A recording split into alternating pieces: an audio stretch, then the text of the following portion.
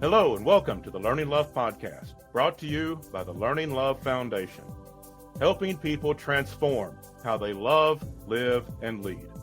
I'm your host, Dr. Mark A. Hicks, and I want to thank you for joining us today as we spend some time learning love. Love is the answer. Now all we have to do is explore all the questions. We have to find out how to apply love to our life, what love is, how to live it, how to apply it to our life in ways that make a difference, that it's not just a word we use and it's not just a sentiment that's out there. It's something we actually live into to change our lives. And that's what we're looking for. We're looking for things that make a difference in a very difficult world. We're looking for answers, and love is that answer. Today, I want to talk to you if you are a person who has been through some sort of trauma, and that's a lot of people. That's most of us. We've been through something. Trauma is in the eye of the beholder, okay? Something that really deeply affected you. Other people might look at and be like, oh, yeah, I guess that's tough. But this is not something that we're going to compare notes on, okay? If it was traumatic to you, then it was a trauma. It was a struggle in your life, and that counts. Even if you can say, well, somebody else has it worse. Sure, somebody else has it worse. That's always true. But when you have been through a traumatic event or a series of them, that will affect a person. And I want to speak to that today. Or if you think, well, honestly, my life's been pretty good. I've really not experienced anything I would call trauma. Everybody has bad days, but I wouldn't experience anything that I would call trauma. This show is still for you because you know somebody you love, somebody you care about, somebody in your life has experienced trauma. And there's some things you need to know in order to help them.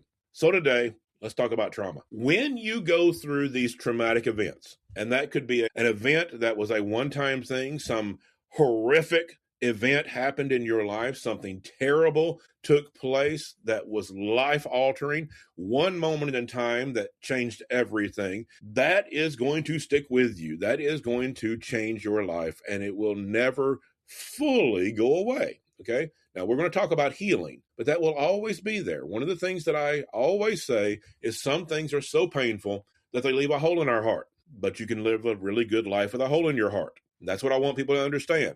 We're not going to pretend like life is okay. Love is not a topic where we just act like everything is bubblegum and butterflies. It's all sweet and beautiful. That's not the way it is. Life is going to hurt sometimes. And when we have that hole in our heart from a traumatic event, some terrible thing that happened, that hole is always going to be there. The heart will never fully heal, yet we can live a really good life with a hole in our heart. When we heal in the right ways, we can live a really good life. And that's what we're striving for. Not to pretend like something didn't happen, not to dismiss the tragedies of life, but to live a realistic life, knowing we have the scars of the tough times, but we can go on to a good life anyway. Or it may not be a one-time event.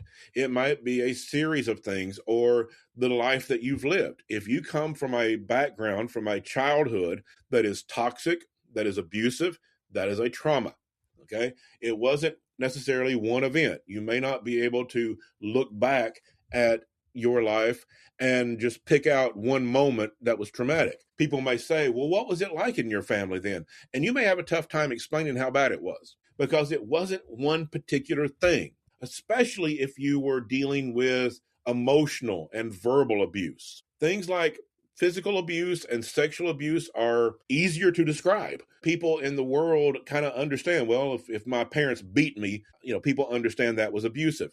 Things like toxic environments, verbal abuse, emotional abuse, those things are more nuanced. They're harder to explain to people that haven't been through them. And so you've experienced a trauma, but you may not have the support around you that other people do that have been through different abuse, different trauma, because it's something that's harder to explain. It's harder for people to understand if they haven't been through it. So we live with these traumas, either that people around us support or that they don't get.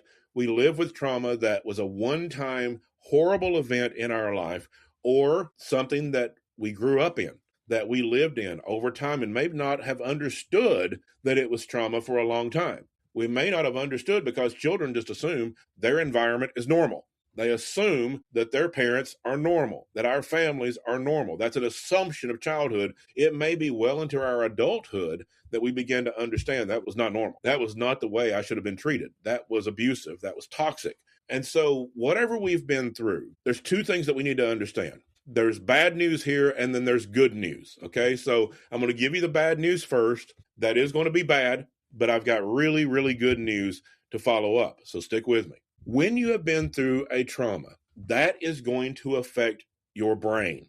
Okay, it has actual physiological effects. Now, I'm not a neuroscientist, so I'm going to tread a little lightly here. I'm not going to get into the depths of that and try to explain the science behind it because I'm not qualified to get into the big words. But science has shown us, studies have shown us that when you go through a traumatic event, whether it's a one-time event or if it's a series or if it's a lifetime or childhood, that has effects on your brain. It can actually do structural damage to your brain. It can cause certain areas of the brain to shrink. It can cause certain areas of the brain to not function at a high level because of that trauma. It has that physiological effect. And so that might mean that we have things like memory difficulties, difficulties with emotional regulation, which means you might fly off the handle sometimes without reason. You might have crying spells when nothing's really wrong. You might have struggles with anxiety, with fear, with depression, even when everything in your life is going well. And people say, what's wrong? And he's like, I don't know, nothing. It's just life. We may have a lot of these kind of difficulties, and it's not our fault. It's not that you're weak. It's not that you are not able to handle life. It's that you've been through this trauma and your brain has actually been affected. Now, there's a few things that we know in public, in society, things like PTSD, post-traumatic stress disorder. We've heard of that, and we have some knowledge of that. It's become fairly well known in society, but there's a lot of other brain issues besides that. Even if you don't have a diagnosis of post-traumatic stress, you can still have structural changes to your brain. You can have effects on your brain that cause these memory issues, emotional issues, that cause issues of just living your life the way you want to. And it's not because you're weak. I'll say that again. It's not because you're damaged in some way as a person. It's that your brain has been affected by trauma. That is not your fault. It is something that comes about because of the trauma. You don't need to blame yourself.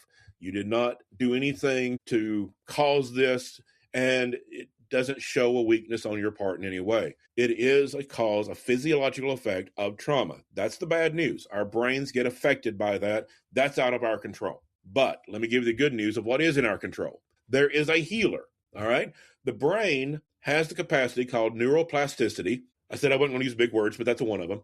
Neuroplasticity is this idea that the brain can rewire. The brain can change over time. It can heal. It can develop new, healthy neural pathways that help us live better, that help our memory, that help our emotional regulation, that help us deal with the stress and the panic attacks and the depression and the crying spells or whatever it is. Our brains have the capacity to heal.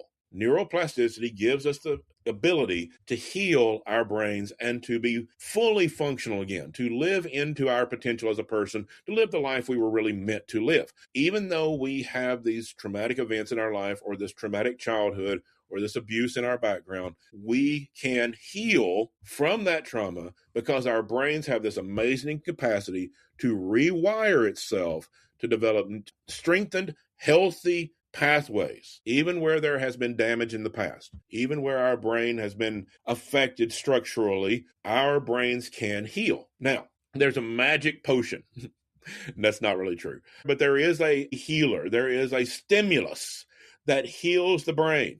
There is something that we can bring into our life and practice that heals our brain, that brings about this neuroplasticity, that brings about this rewiring to build the strengthened, healthy pathways that we need to heal from that trauma. There is a practice, there is something that it brings about that healing, and it is love. Healthy relationships, positive relationships are the healer. They heal our brains. When we have positive relationships, we have healthy thriving, happy relationships in our life, when we have love in our life, our brains heal from that. Love is a healer that helps rewire the brain in healthy ways to overcome that trauma. It is the antidote to the trauma. Love is the antidote. The brain is negatively affected by trauma. It is negatively affected by abusive backgrounds from traumatic events, but love is the healer that heals that trauma, that fixes, that heals that area of the brain that has been negatively affected by the trauma. Love is the answer. I always say that, and we're back to that again. Love is the answer. We have a healer from all the traumas in our life. So now, I said it's a magic potion. That's just really not true. That was just something that I say to say that there is a healer. There is something that can happen, but it doesn't happen just magically, okay? It happens over time. It happens slowly. It happens in patterns. It happens as we bring that love into our life. It's not going to just instantly change our life because we meet someone and fall in love. It's going to take time. But just like every other part of the body that heals, it takes time, but it heals. Okay, if we break our arm, our bodies have abilities to heal that arm, to heal that broken arm. It doesn't happen overnight, but it does happen. The brain is the same way. It is part of the body and it can heal. But we need love in our life, positive relationships in order to bring about that healing. Now, let's address a couple of things. What if you say, well, that might be good news for some people, but I don't really have any positive relationships in my life? All right. When we find ourselves in that place, some decisions have to be made. One, you may have to set some boundaries with some people. If you've got family still around you that are toxic, that are abusive, you're not going to be able to heal in that environment. You may need to remove yourself from these toxic relationships. That is a really difficult thing to do. Really difficult. But boundaries that limit or eliminate these toxic, abusive relationships are going to be necessary. Your brain can't heal in that environment. And some people are tempted to say, well, okay, maybe I can just keep this toxic, abusive family that I'm in because I'm scared to lose my family, but maybe I can go do some positive things instead and heal my brain. That's not going to hurt. If that's where you are, okay, it's better than nothing, but you're not really going to be able to heal your brain from that damage when you're still in that abusive, toxic environment. The first decision we might need to make is to find ways to limit or eliminate relationships that we know are abusive. Really, really hard to do. And as I always say, don't do that alone. Get help for that. Don't keep secrets. Talk to friends, talk to professionals, find ways, get counseling, and find ways to get out of those damaging, toxic, abusive relationships. But it's not enough. That's a start. But we need to start filling our life with good relationships. And that can be kind of weird at first. We may not even know how to build a happy family. It's not like we just go out like it's a rom-com and find somebody, we fall in love and build a happy family. That's more complicated than that. And so if you are starting from scratch, you are beginning, find a group, okay? Find a group in your community, a club, maybe a church, maybe some kind of hobby group where you can go and just relate to people, where people say hi to you when you walk in, where people are not judging you, they're not attacking you. Okay, not every community group, not every church, not every hobby group is going to fit into that category. Some of them are kind of cliquish, some of them are kind of judgmental, whatever, but some are not. Okay, so find a place where you can be around people, make friends. Okay, we don't have to find that love of our life to start. We can make friends, and those kinds of positive relationships are healing as well. Community groups where we are accepted, where people are nice to us, where they greet us when we come in, where they're glad to see us. Friendships where we have people that accept us, that people that care for us, those things are healing. Another one that you can do is therapy. Therapy is not a relationship in the sense of friendship, but it is a positive place for us to be. There's an old phrase in psychology. It goes way back to the beginnings of the understandings of counseling and psychology. And it is that when a person comes into counseling, they receive unconditional positive regard. unconditional positive regard. That's one of the old phrases from the very foundations of psychology, that when you come into a counseling environment, it's not a place of judgment. It's not a place of criticism. It's a place of therapy, of healing. And so get help. If you are in a situation where you need to heal your brain, therapy can be a place that you are accepted. You are not judged. You are not hurt. You have a positive environment. And from there, you can start building those friendships. You can start building those community relationships. And yes, if you find that romantic relationship, that partner, that build that family that is healthy and happy and thriving, and that's what we work on here, we work on building those happy families, those healthy relationships, that is healing.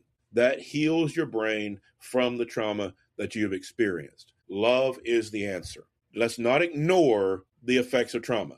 Okay, don't just brush it aside and say, okay, that was over, or I'm just going to forget about that. It actually affects your brain, and that will have effects on your life. But there is a healer. Love is the answer. Bring positive relationships into your life. Put yourself in a positive environment in therapy. Find positive community groups, hobbies, churches, community groups, clubs, wherever it is where you are accepted and loved. Find social support around you, friendships. Make friends in your life and nurture those friendships because they are a healer in your life. And yes, let's build the happy, healthy, thriving families that are healing to our brain and are able to fix those areas of our brain, rewire the areas of our brain that are damaged by trauma. We cannot ignore what trauma does to us. It does affect our brain, but there is a healer. And when we know that there is one, let's go find it through positive relationships, therapy, community groups, and certainly friends and family. Bringing those into your life is going to heal your brain. It's going to take time, okay? It's not going to be instant. It's going to take some time, but it is a healer to bring about a rewiring of your brain to heal from that trauma, and that's really good news. You are not condemned to that trauma forever. You will always have it as part of your life. You will have those memories. You'll have that hole in your heart, but you can live a really good life with a hole in your heart, and the way we do that is positive relationships. The way we do that is love. I appreciate you listening today as we are working to build the relationships that heal in our life. This program is brought to you by the Learning Love Foundation. You can find out more by going to learninglovefoundation.com. As always, I want to thank my producer, Abby Graves of Abby Graves Productions, and I want to thank all of you for listening. Until next week, love well, everyone.